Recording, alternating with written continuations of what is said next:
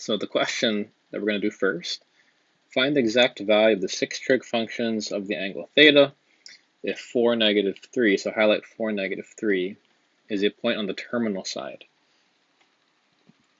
So all you got to do is draw your xy axis and let's put down 4, -3. That would be in quadrant 4. So 4, -3, and there's your dot. Now that's going to be important. The way you're going to draw this triangle is you always connect to the origin like that and drop to the x-axis. There's your theta right by the origin. So again, number 1, connect to the origin. Number 2, drop to the x-axis. I cannot emphasize this enough. A lot of people get this wrong because they go to the y-axis. The reason we always go to the x-axis is because the whole angle system is based off the idea that 0 degrees is right here on the x-axis. So because of that, everything is based off the x-axis. Now, to figure everything out, we're going to start by writing our 6 trig functions. Sine theta, cosine theta, tan theta, cosecant theta, secant theta, and cotan theta. And on our triangle, we're going to fill in the legs of this triangle. So we know that this is 4, and this is important. Even though the distance on the opposite is 3, you write -3 because we're talking about components. This isn't really geometry. It's more the y component of this triangle. And hypotenuse to Pythagorean theorem, you're going to get 5 here.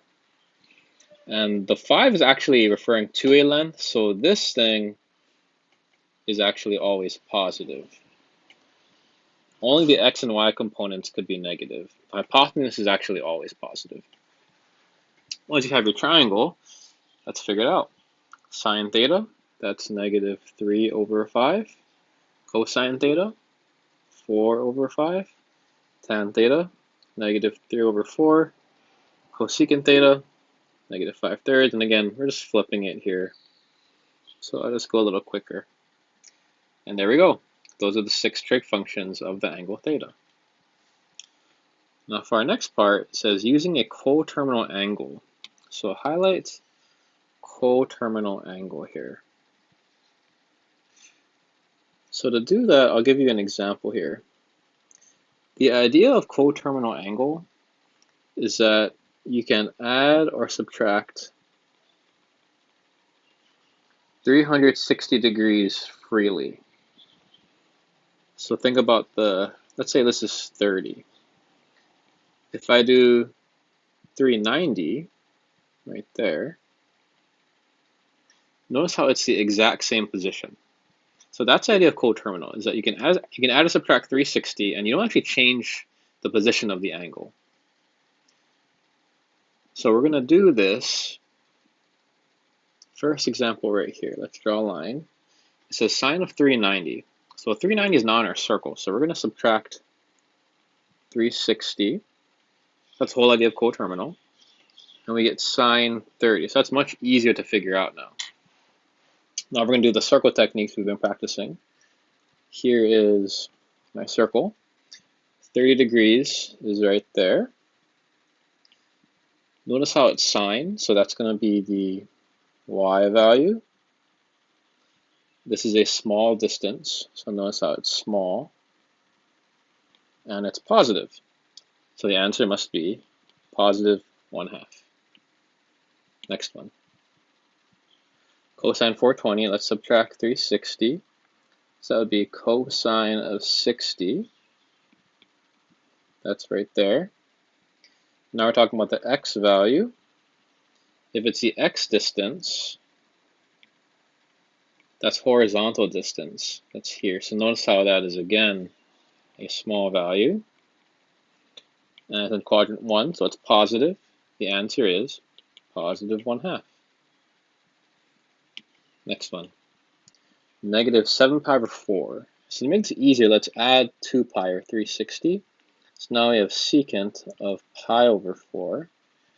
That's simply 45 degrees, so that's in the middle. And what I think is, I think cosine of 45, that would be easier, because we know that this is the x value, it's in the middle, so it's our medium, and it's positive.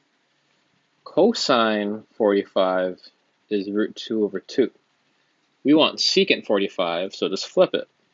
Answer is root 2. And the last one, negative 270, let's add 360 there. So you get cosecant of 90. So 90 degrees is a cool one, that's right there at the top. So we want the y value, and the y value at the very top, we should know that's just 1. And if you flip 1, you get 1. So that is the answer. And we're done. Next example. Find the quadrant in which angle theta lies. So if sine theta is less than 0, what I want you to do is think sine corresponds to y. So y is less than 0. Cosine corresponds to x. So x is less than 0. So let's draw this out. If they're both negative, well, think about it. It can't be quadrant 1, 4, or 2. Got to be quadrant 3. That's the only quadrant where they're both negative. So it seems pretty straightforward. Let me give you a second example. What if tan were positive and secant was negative? Well, this is trickier because tangent is the ratio y over x. So the ratio is positive. Secant is 1 over x is negative. So let's think about it. If 1 over x is negative, well, that would mean that x is negative. And if x is negative, that means it couldn't be quadrants 1 or 4. But the ratio is positive, which means y must also be negative. So that is, again, quadrant 3. Okay, here's our last example for this part. Find the reference angle for each of the following angles. So to do this, obviously, we need to define this word, reference angle. And reference angle, put simply, is the positive acute angle made with the x-axis. So for 150, imagine we draw it.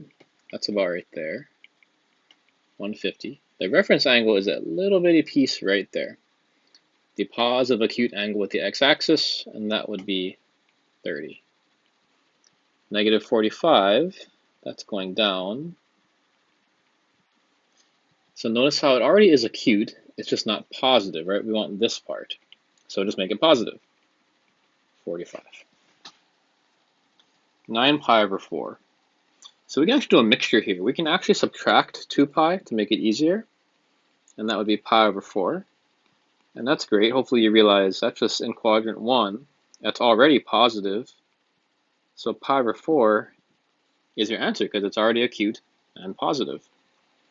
And negative 5 pi over 6, I'll draw that.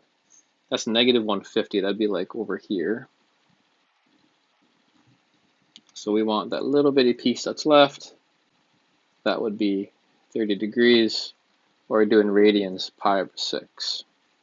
Now for these last two, you'll notice that these are pretty tricky. It says find the exact value of sine 40 plus sine 130 plus sine 220 plus sine 310. You should immediately notice that these values are not typically the nice angles we work with on the circle. But to solve it, we're still going to think about the concept of the unit circle. So here's a circle. And let's think about where everything is. So 40 degrees, that's right about here. 130, that's right about here. 220, that's about here. And 310, that's going to be, let's say, like over here, roughly. We know that sine relates to the y value of each of these coordinates on the circle. So to start, let's just call this one right here. Let's call this y1, whatever this y value may be. Now, if we look at this one, we can clearly see that this one's higher than this one, so there's no way they're the same number. So we got to call this one y2. So far we have y1 plus y2. Not much to work with. However, let's look at 220. You'll notice 220 is interesting because it's actually right across from the 40. Or if you think about reference angles, the reference angle is also 40 degrees here, which means if this is y1, this one has the same y value, except it's negative. So sine 220 is simply negative y1. And by the same logic, I can look at 310. The reference here is 50, and it's also 50 here.